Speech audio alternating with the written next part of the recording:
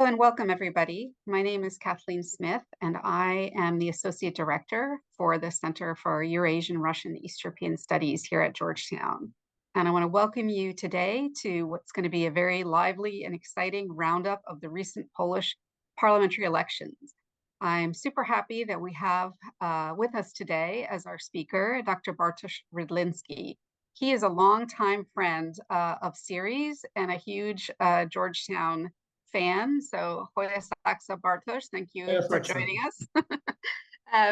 He has been a visiting researcher at Georgetown 2 times in the past. He is also an assistant professor at Cardinal Wyszynski University in Warsaw, Poland.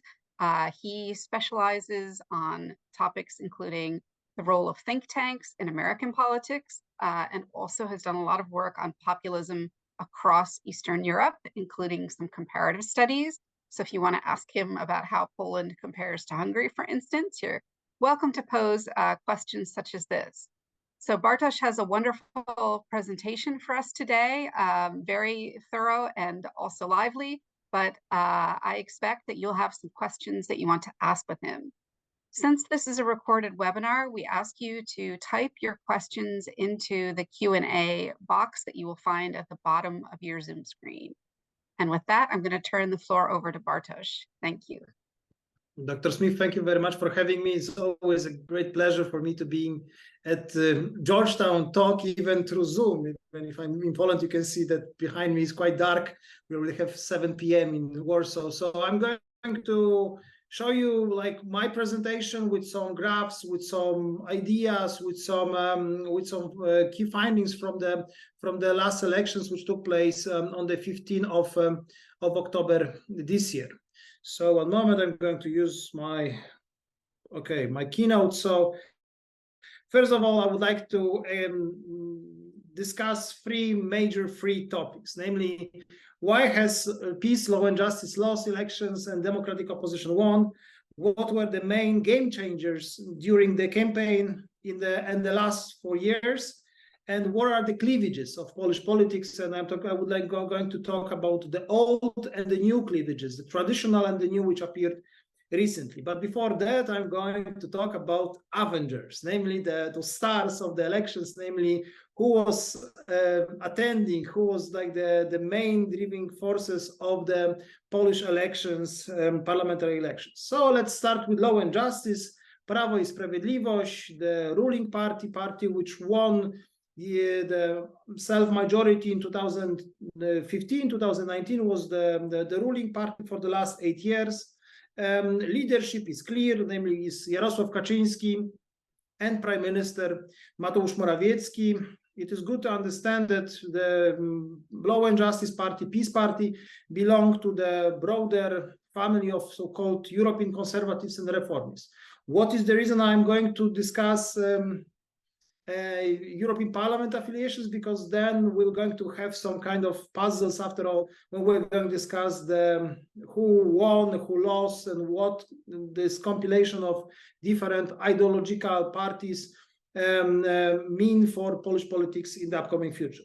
Second big player was Civic Coalition. So this is the coalition of Civic Platform, Modern Party, and the Greens.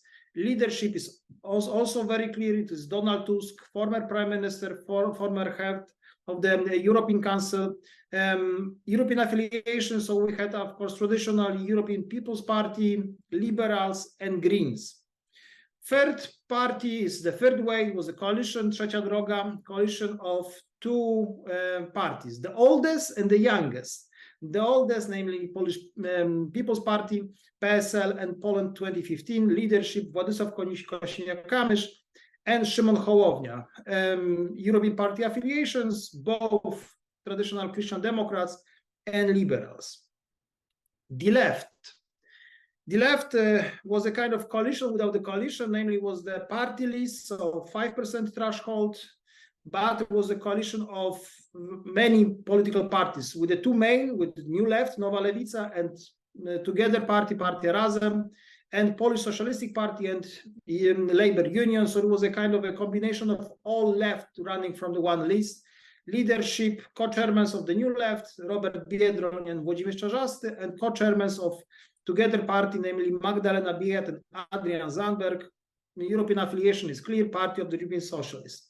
And last but not least, I'm talking about those parties which entered the parliament, is Konfederacja, Wolność, Niepodległość, Confederation, Freedom and Independence, leadership, Sławomir Mencen, Krzysztof Bosak, no Euro Party affiliation.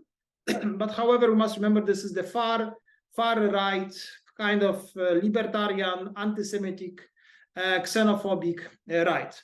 So before we're going to discuss what happened during the elections, let's talk what happened in the last 4 years, because we must remember that very often the outcome of the elections is the outcome of not particular weeks or months, but rather years.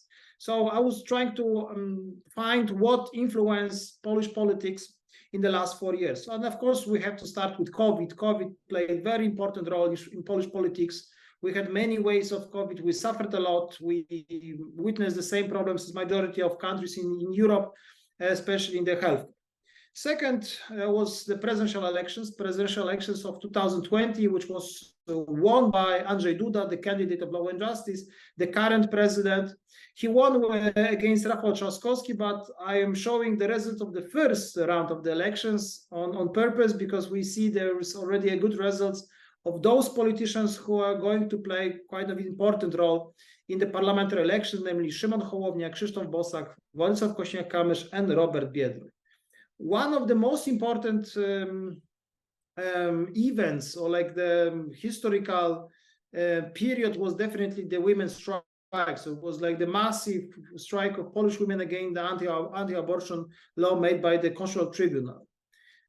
Conflict with the European Union between not only the president Andrzej Duda, but above that Prime Minister Morawiecki and the Law and Justice. We have some issues with having access to so-called recovery fund, the mega project of post-COVID help for societies and for economy. And there was also a media protest when media responded negatively in some kind of additional tax proposal, which could harm those media, those journalists who are independent and not very often leaning towards Law and Justice. Polski Ład, Polish deal, the major fiscal reform made by the Prime Minister Morawiecki in his term in the office. In the end of the day, economy matters, economy is stupid, as Bill Clinton said, was very important like factor which driven Polish politics for many, many months. Leak of emails from head of the chief of staff of Mateusz Morawiecki, of Minister Michał Dworczyk, was a kind of ongoing leak, print screen of existing emails between Prime Minister and his chief of staff and the other politicians when they were discussing how to employ somebody, how to react to the opposition, how use the public media as a kind of a political tool to fight with the political enemies, including the head of the Polish Teachers Union, my union, against Chairman Sławomir Broniarz. Humanitarian conflict on the Polish-Belarusian border was very important. Right, this is the picture of the beginning of this crisis. Right now, we have the very tall wall against Poland and Belarus. So I think that it was very important, like event, like which played important role in Polish politics 1.5 years ago. Pegasus, Polish Watergate case. When the Polish Secret Service used a spyware app, Pegasus, Israeli one, to hack phone and smartphone and text and emails and messages of Senator Krzysztof Brejza, who was the head of the campaign of Civil Coalition 4 years ago. Russian aggression on Ukraine and the massive flow of millions of Ukrainian refugees was absolutely game changer for Polish politics. It was a kind of also a fuel for a rising of Confederacja, but also the reason why the Law and Justice recently basically froze in relation with Ukraine was, of course, also the effect of war, namely that Law and Justice said that he's going to protect the Polish market against the Polish grain and the Ukrainian grain and the Ukrainian wheat. Opening the Baltic pipe, which make Poland independent on gas from Russia, was an important event, important fact, which was used by Law and Justice in the last couple of months. And last but not least, very high inflation. We had very high inflation. Of course, must remember that Poland is a country which is bordering both with Russia, Belarus, and Ukraine. So, of course, this, as Law and Justice put inflation. The inflation was absolutely visible in Poland. Myself, I lost, as you can see, 18% of my salary in the beginning of this year. So I think that inflation played a very important role among the normal, let's say, called normal voters. General remark: analyzing Polish politics in advance is challenging because public opinion surveys companies are terrible. Honestly, I would like to show you that that making any assumption before the elections, who is going to win, who is going to create the who's going to get enough places in the parliament to create coalition, it was always basically impossible. This is the graph showing the number of the opinion survey companies which make the least mistake, and the least was 8%, and the highest amount of mistakes. In total, comparing the popularity of all running parties was 22%. So it is almost impossible to basically assume who is going to not only win the election, but who is going to be the driven forces of the Polish politics. We also witnessed this on Politico polls of polls. I use this tool to track the particular parties and the popularity. We see that this coalition, third way, coalition of Polska 2015 and Polish Peasant Party, skyrocketing. It was like 13% from 9 to 13. The mistake which polls like include is 2%, so there shouldn't be such a big mistake of polling stations. So besides high political tensions, it is also important to understand how Polish politics was stable in the last couple of months. That besides how political tensions, support of political parties was very stable in the last year. Over here we see that basically Law and Justice for the last year was leading in the polls. As well, Civic Coalition had around 30%.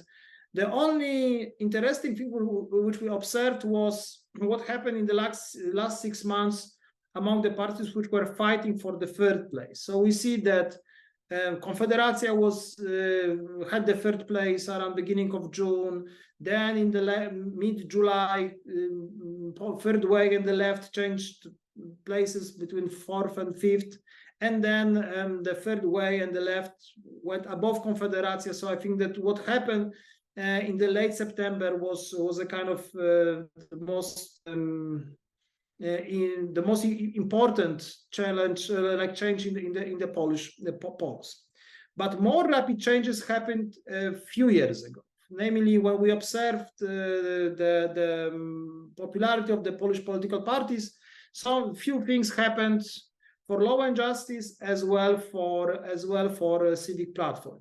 So I called those changes as early game changers. So first of all, the first early game changer was the women's strike. So this is the moment when the law was changed on the abortion. So then the popularity of Law and Justice dropped from 40 to around 35%, and the Law and Justice never rebuilt their popularity after that.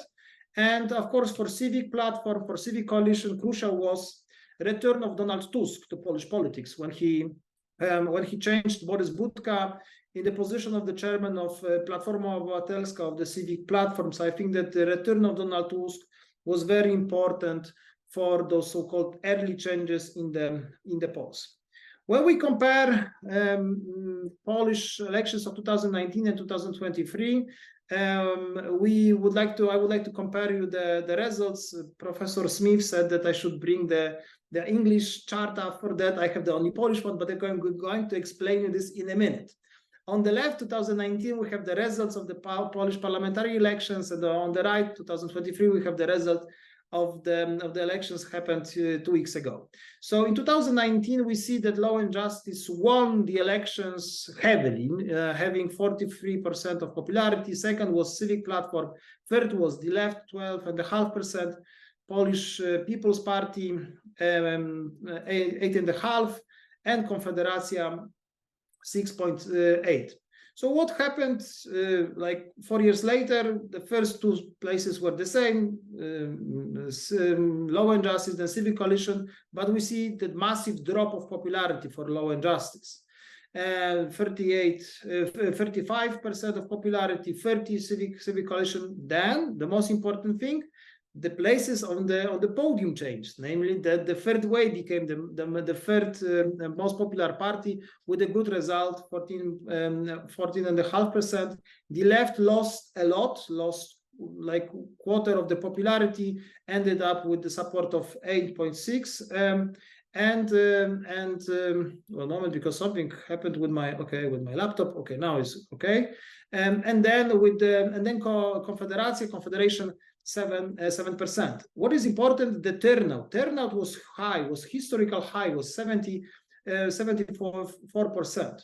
So of course, political geography also shows kind of change. On the 2019, on the left, we see in the orange those districts which was won by so-called united opposition.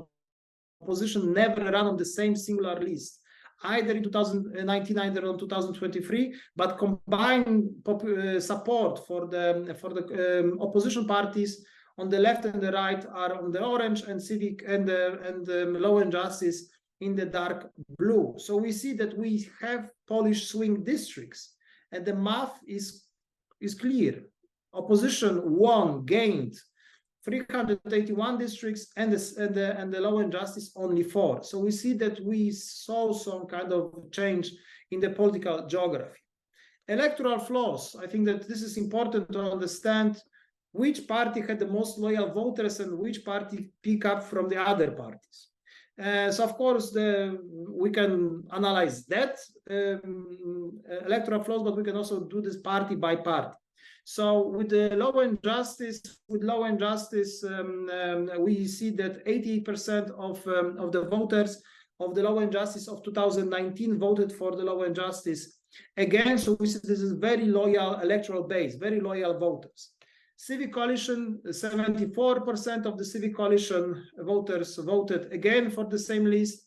What is important that Civic Coalition pick up more than 23%, almost 24% of the leftist voters. This is one of the factors which it played a very important role for the good result of Civic Platform.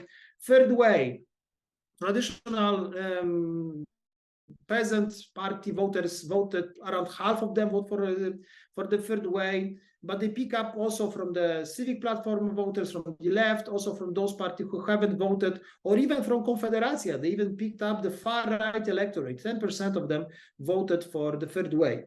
And the last party I would like to analyze is the left. Left have some problem, namely that only half of the voters of the 57% of the voters of SLD electoral list of 2019 vote for the left again. So we see there is a lot of loss in terms of the traditional electorate.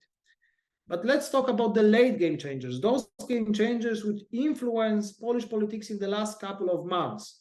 The official campaign lasts for 2 months, but we had so-called pre-campaign, so the events which played very important role in the last couple of weeks.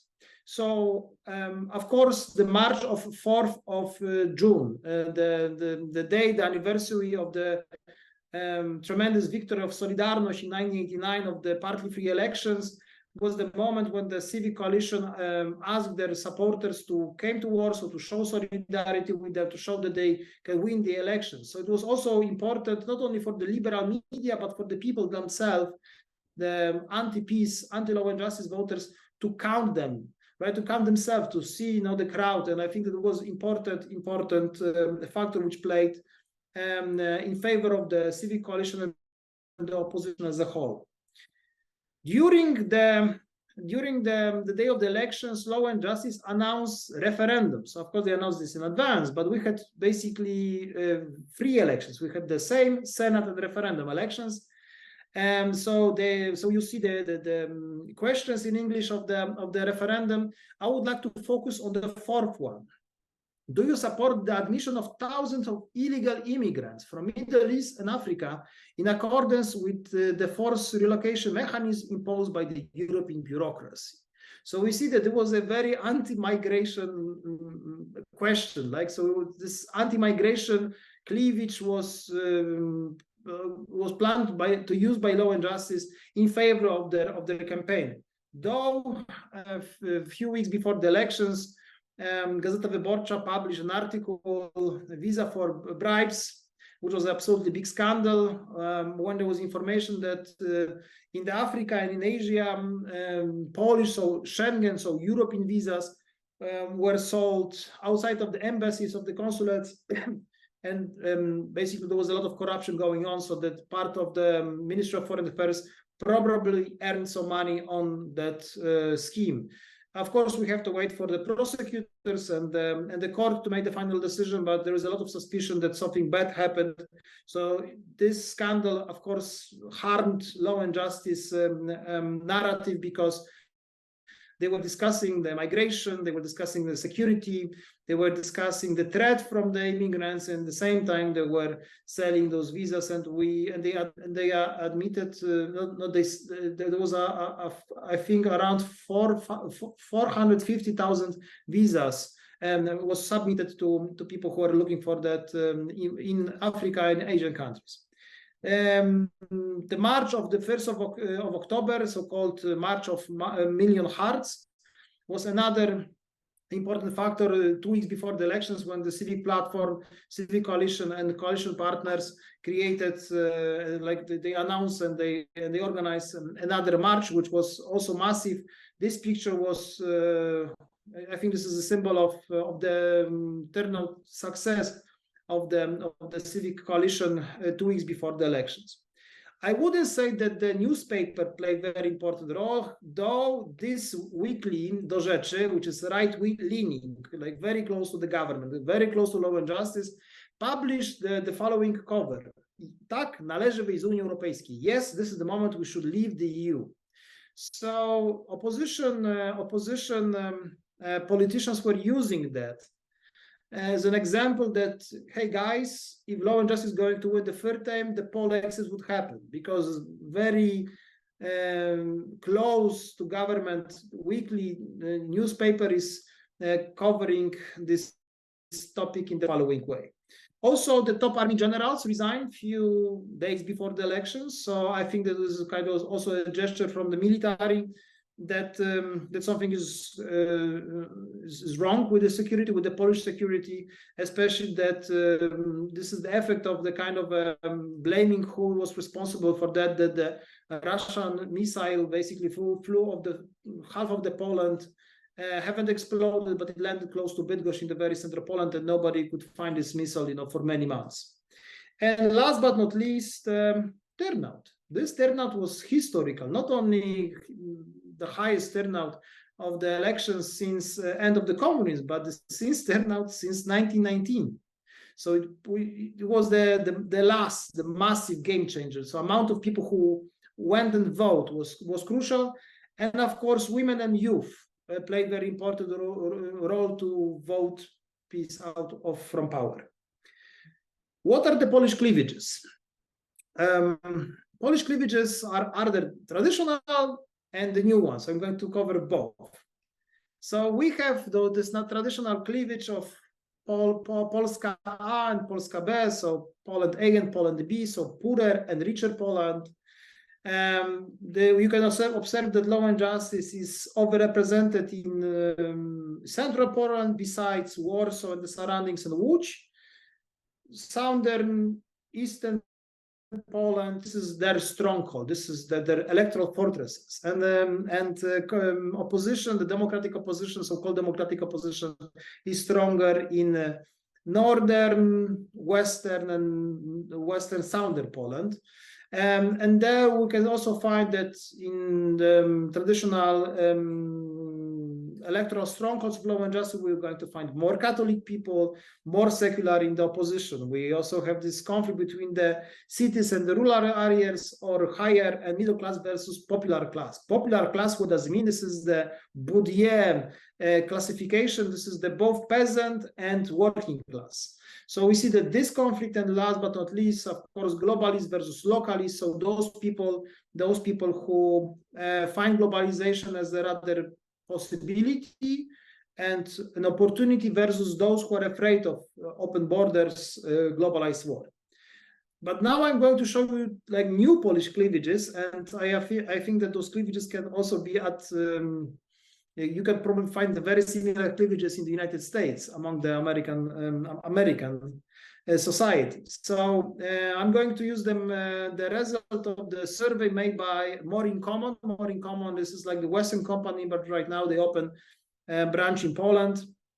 So first group, which is 7% of the Polish society, is so-called progressive passionate, right? So they are engaged in political disputes, and they are not afraid to loudly manifest their views. They are socially engaged, concerned about the climate, cosmopolitan and liberal. They are uncertain about the future, but do not give up their commitment to the community. Second group is 50% of the Polish society is so-called passive liberals, right? So they are primarily focused on themselves and their life and career success. They rely mainly on themselves and believe that the rest of us should too. They are a tolerant, free market, individualistic, and pro-European. Third group we'll have 7 of those cleavages. We have 7 groups.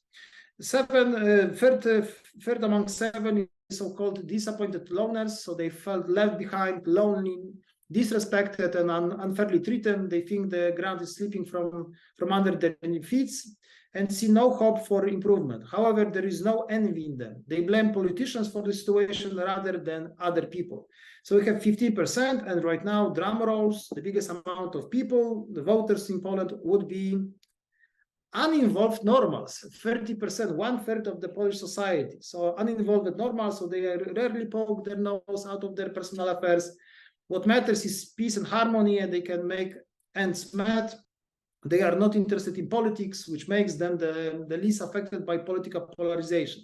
So in other words, this is the group which basically don't watch politics. When they see the fight in the TV, they change the channel. They are not following politics in the media. They are rather kind of hidden, behind their like personal life curtain. Another group, 18% of Polish society is full-fit localists. They feel appreciated and respected by others. They are also proud of their life achievements. They value the status quo, so they are not a forerunner for change, but change does not frighten them either. They care about the community well-being, wish others well, and do not treat them as enemies. 11% of Polish society would call them proud patriots, so they feel best among their own. They are conservative, loyal, suspicious of others, and like everyone to know their place. They value discipline, obedience, and firm hand rule to maintain order. And the last group, 6%, devoted traditionalists. So they are committed to traditional conservative values and ready to defend them actively. They are characterized by caring, family, and patriotism. They are close to the Catholic Church and principles of the faith, right? So we have this traditional law and justice base called devoted traditionalists. So what are the main takeaways? So the main takeaways are the following. PiS failed to mobilize new groups of voters, forgot to address centrist voters, and overheated the topic of migration and security. Civic coalition, third way, and the left gained from the lack of single opposition lists. There was a synergy effect in them. They could attack law and justice from different positions. Third, civic coalition and the third way managed to convince normals, to motivate those who so far didn't go to vote.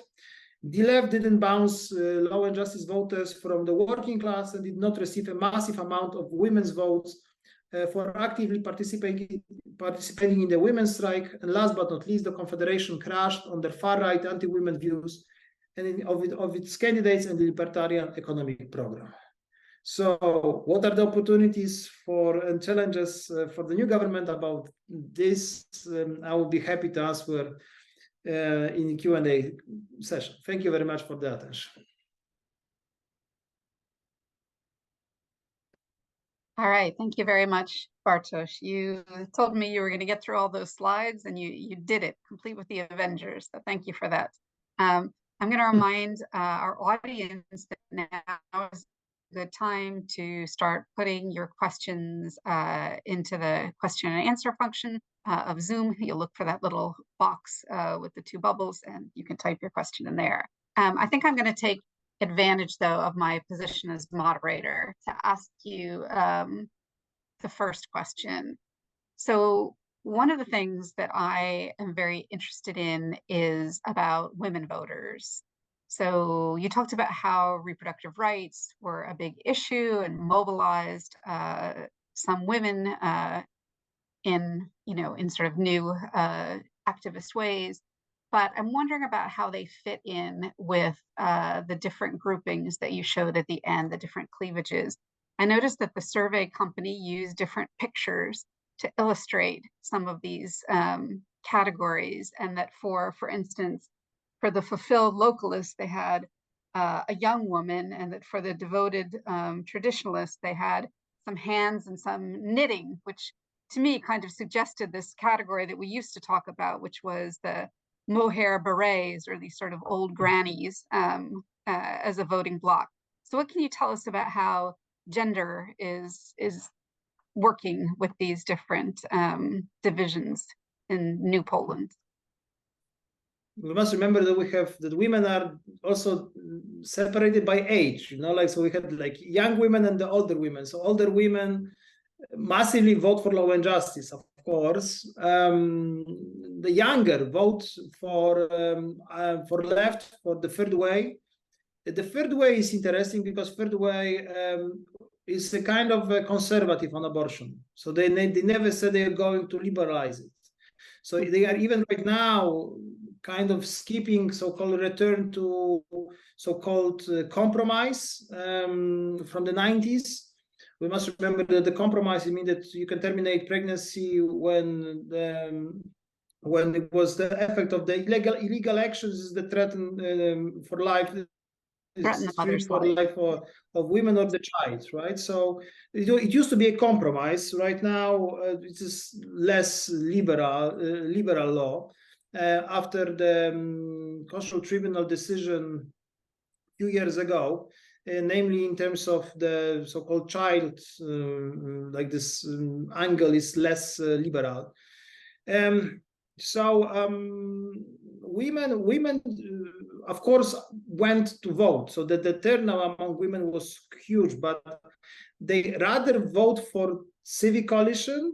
Third way, only 11% of all women voted for the left. But we must remember that still a lot of women voted for law and justice, and I'm talking about the older generation.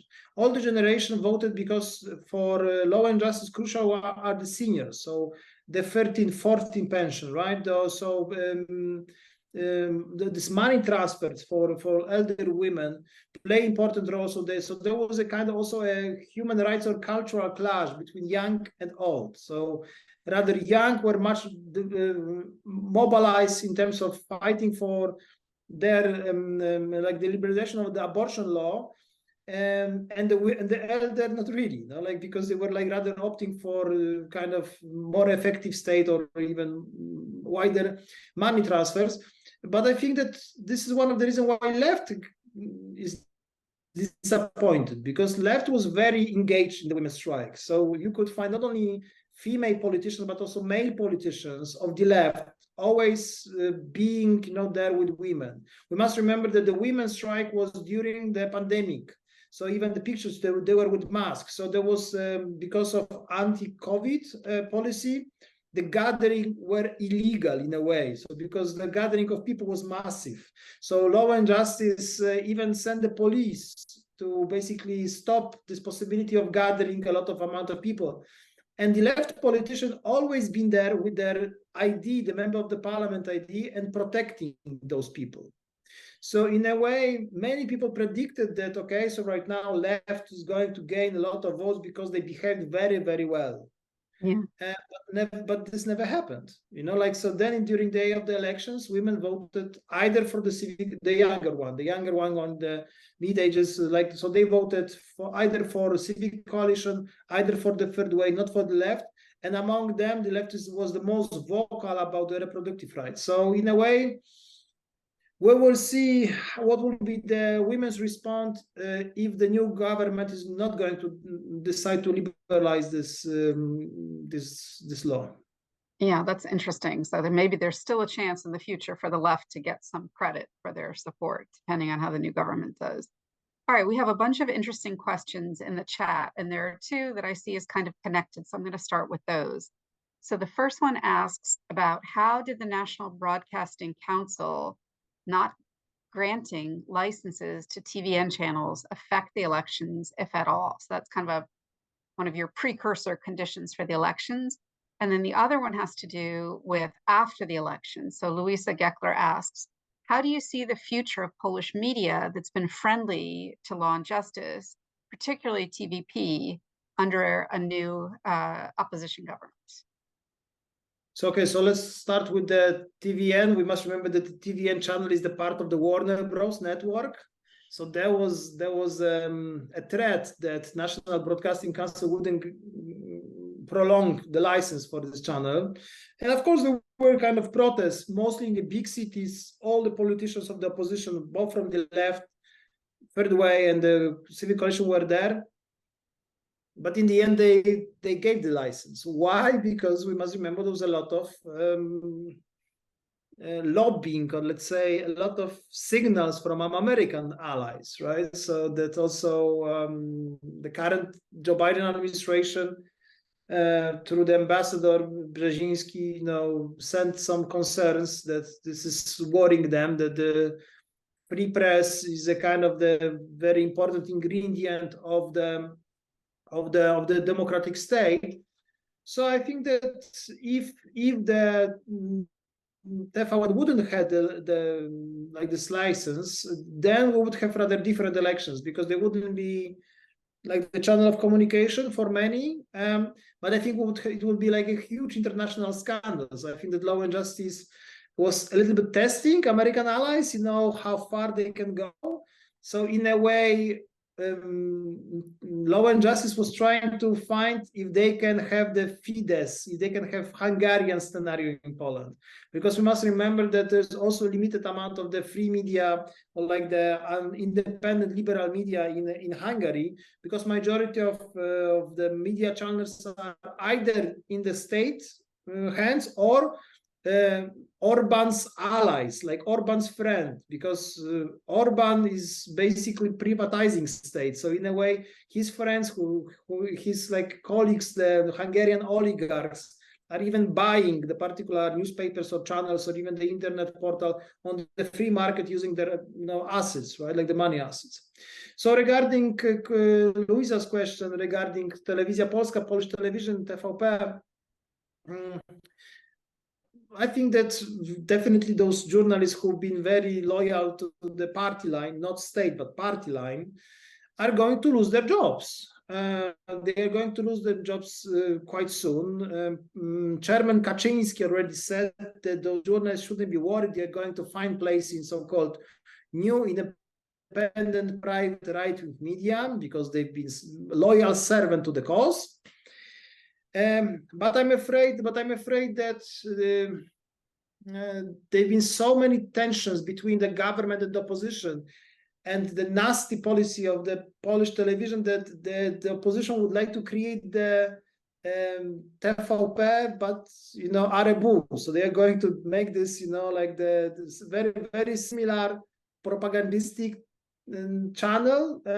I think that it will be missed chance for the opposition if they're going to make TVP, but only in favor of their action. I think that for us, for the Central European media, which are state-owned, we should look out the BBC, that also the BBC is trying to show all the politicians in more or less fair way, so it should be like the channel which is above the ongoing political tensions, but also ongoing fundraising problems, because the television is state-funded. Great. Well, I think there's a question here that's kind of connected to that last one. And comes from Jennifer Long. She wants to know, how much do you think civic coalition will be able to affect, given that law and justice still controls some key institutions? And I'm just going to guess here that Jennifer in part is referring to the courts. There is one institution which is law and justice still controlling, is president. And we must remember that we have, in a way, we have both parliamentarian system and semi-president at the same time, because the president can always veto, right? So to overthrow veto of the president, you must have 3 of the third 5 of the seats in the parliament. And the opposition, they don't have such amount. So I think president going to veto. Constitutional Tribunal is still dominated fully by law and justice appointees, and those who have been elected judges legally and illegally. So there are 2 which are illegal, but all the others are legal. But still, amount of law and justice judges is crucial, and Supreme Court as well. And we must remember that law and justice have the appointees in the institutions which have very long term. So one of them is, for example, Institute for National Remembrance. So you must either close this institution, because you cannot cut their, like those people terms. So I think that Jarosław Kaczyński was a way Gramscian. For those who don't know, Antoni Gramsci was a political philosopher in Italy, communistic one, who said that the Italian left is too weak to win the election, so they can go through the institutions, right? So they should be everywhere in culture, education, and so on, so maintain power there. So I think that Jarosław Kaczyński always was afraid that he's going to lose power, but even if he's going to lose power, he's going to still have people there, because I can imagine the following situation. That the new government is going to vote particular law in favor of European Union. I don't know, that is going to end this nonsense conflict with Brussels, right? Which is going to, I don't know, like, will be a good gesture regarding the separation of powers. And then President Duda, he has 2 options. Either he's free. He can either sign it, either veto it, or send to the Constitutional Tribunal.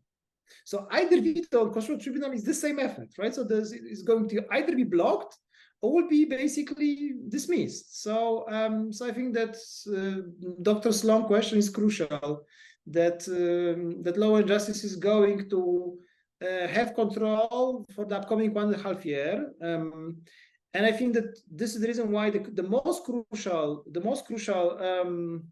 elections are ahead of us, are the presidential elections in the 1.5 years.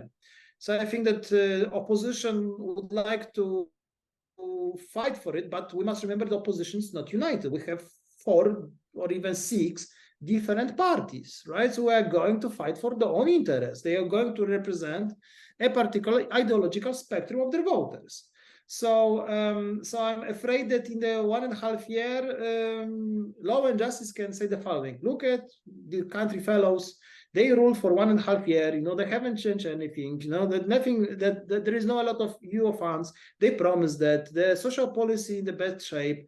Taxes are as we had it. You know, and there is not a lot of additional money transfer programs. So the healthcare is in the bad shape. So you should vote for us again, right? So I think that this is the law and justice scenario. And on the opposition side, there would be 3 or 4 or 5 candidates. I think that Rafał Trzaskowski still, he has the mayor of Warsaw. He still has the biggest chance to win these elections. But I think that in the 1.5 year, the story about law and justice wouldn't play such important role. You know, people would be tired of inefficiency of the government. They would like to have the rapid change tomorrow. But with veto, it is kind of complicated. Yeah, it's very interesting. And I wonder if Duda's main activity consists of just vetoing that everything that comes across his desk. I mean, I don't think that's necessarily going to work to his long-term advantage in terms of being a presidential candidate again. He's just, someone who's seen No, as he such cannot. a roadblock. There is a he cannot, because we have 2 terms, so it was his second term. So for him, in a way, Polish political life is over, right? Okay. So so he has either He can be the kamikaze politician, just spoil his reputation. For President Duda, we have so for him, he has let's take from the most daily life scenario after his term to the most advanced. So the normal, like when he's going to end his term, he's officially employed by the Jagiellonian University in Krakow.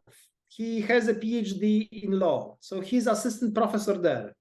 So in a way, after being a president, he can go to Krakow, go to the rectorate, go to the president of university, go to the dean, and say, "Hey, I'm reporting for duty, right? Where are my students? I would like to teach them, right?" So this is his officially like place of work. Second is a kind of either being a political leader of the law and justice. Jarosław Kaczyński is quite old, right? He's above 70. I know that for American terms, like old is relative. He's young. Like, so of course, no, but Jarosław Kaczyński, he knew that his time in Polish politics is kind of over, right? Because of his I don't know, like age weaknesses, right? So maybe Duda would like leader of the United Right and so on. And the third would be some kind of international position. But to be honest, after his already 8.5 years of being president, and that he signed very awful law in the past, I don't see that Americans, British, Germans are going to offer him anything. I think they're going to offer him like position. I don't know. Heritage Foundation can offer him as a visiting scholar position, right? Because this is the Republican right-wing think tank. But this is the highest, in my opinion, he can get. So I think that Duda is not going to think about what after that, because I think that he achieved already most of the right-wing politicians in Poland. Yeah. All right, well, we have time here for one more question, and we have a set of questions from Percy Metcalf, so I'm going to let you pick which ones you want to answer. So he asks, among other things, what you think the new coalition is going to look like, and also how peace's time and power, this long 8 years or so, how do you think it's changed Polish politics going forward, whether it's with the 500+ policy or the ingrained corruption, the way they've structured the economy? How do you think the new coalition parties are going to have to accommodate themselves to this legacy that peace has left? So Kelly, if I may, I'm going to combine those 2 questions. I'm going to answer them both in the same absolutely. way. Yes. So first of all, Law and Justice is a very untypical populistic right-wing party, because this is the party which delivered their promises on social economical terms. None of the other right-wing parties, either in the United States, I'm not talking, MAGA and Republicans and Donald Trump, or Fidesz or Lega or Front National, none of them can show what they achieved on social economical terms. And Law and Justice changed Polish society also in a way, in a positive sense, that they gave the sense of dignity to those people who lost on transition and globalization, those people who were like those loners. Law and Justice gave them sense of dignity. 500+ changed rapidly Polish politics, but also changed Polish society. Not that we have more kids being born. No, this is like there was the original idea, but never fulfilled. But we have less people, less children in poverty. We don't have hungry kids going to schools. Even women who used to live, in the very violence houses left their oppressors, right? Because they got money with kids. Law and justice massively increased the minimal wage, massively. They introduced the hour minimal wage. They decreased the pension years, both for men and women. So in a way, they changed Polish politics. They played, in a way, social democratic role. They showed that impossible for neoliberals is possible. So you can increase the minimal wage rapidly, and we would have the lowest unemployment rate in the whole history of Poland, right? So honestly, we are like the workers' market right now. Like workers, can choose in a way their job. So law and justice on that made a tremendous good job. Of course, they made a lot of flops and mistakes and scandals on women's rights, on LGBTQ people, on liberals and so on the relation with the European Union, on the relation with Ukraine, on the relation with even part of course, Polish-German relations is the victim of their policy. But I'm afraid that the new coalition is not going to learn from law and justice successes. Because the Szymon Hołownia, one of those leaders of the third way, at the electoral night when he was sharing his result, he said this is the time of normalization and less social spendings. So this is so in a way he used the Margaret Thatcher's, Ronald Reagan argument, but it is 2023, for the God's sake, right? So in a way, I'm a little bit afraid that civic coalition, which is quite neoliberal, third way, which is quite neoliberal, and social democrats who are not neoliberal whatsoever, are not going to find a consensus on many terms. They can, of course, make the consensus on creating the government. But we must remember that that law and justice still has millions of voters, right? They won the elections third time in a row. So of course, they cannot create a government. They don't have the numbers in terms of seats in the parliament, but the massive amount of people still vote for them, not only from the ideological reasons, but also from the economical one. So in a way, so this is like, situation is very similar to the electoral base of Donald Trump 2016. The Rust Belt people voted for him in a way to punish, right, establishment Democrats. So I think that both Polish government, the new government, and democratic administration in the United States have to find a way not only to communicate with those people, but also to reform economy and society to meet their needs, right? To try to show that, listen, guys, yeah, I know that you have lost your job. Probably part of the economy is dead, but we must find a way so you wouldn't be suffering, and then we can bring you dignity. I think that having a job is not only having a money transfer or the wire transfer on a bank account, but the sense that you belong to society, to the bigger cause, right? That you are doing something which is important. So if the new government would like to a little bit deactivate this ticking bomb for future, they should find even better social programs for those people. And I'm not only talking about the money transfer. Money transfer is one thing, right? So this is like kind of also neoliberal because you're giving money to the people. But I'm talking about the public services, kindergarten, schools, like the daily houses for elderly, right? Reforming communistic blocks.